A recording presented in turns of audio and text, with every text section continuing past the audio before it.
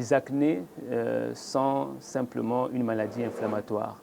On parle d'acné donc lorsqu'on a une inflammation du follicule pilosébacé, c'est-à-dire au niveau de chaque poil, on a donc des follicules. Quand on a donc une inflammation de cette partie de la peau, on va donc avoir un gonflement qui sera visible à l'œil nu au niveau donc du visage, sinon d'autres parties aussi du corps humain de l'individu.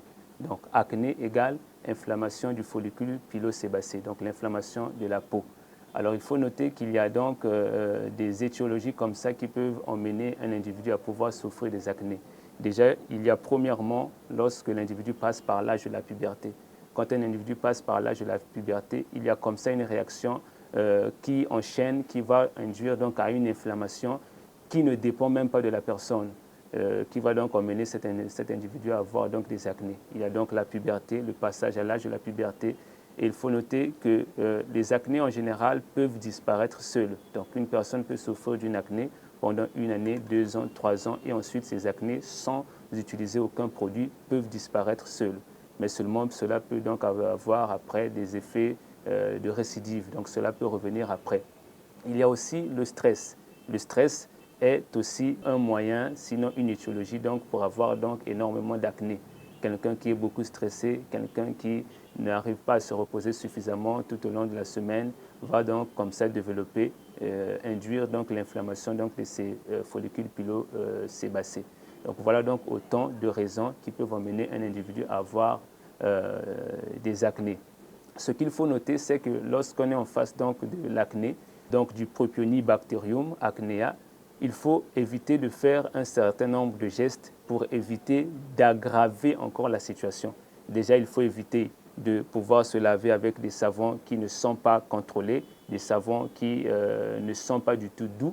Donc, il faut beaucoup plus privilégier des savons doux, des solutions antiseptiques qui auront des pH vraiment adaptés à la peau. Et il faudra aussi éviter de pouvoir toucher, sinon percer les acnés.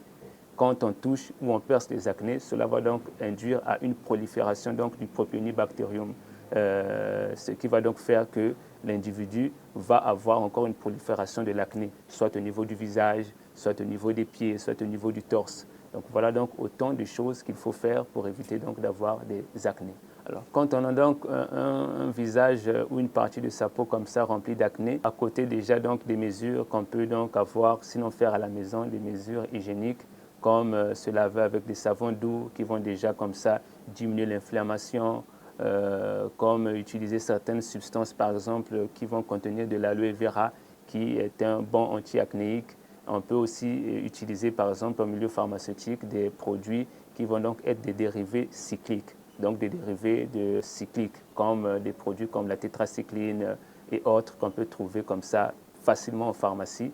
Et donc en consommant ces différents produits-là, normalement, au bout de quelques semaines, les acnés commencent à disparaître peu à peu, l'inflammation commence à baisser peu à peu et on retrouve donc un visage clair et net comme auparavant.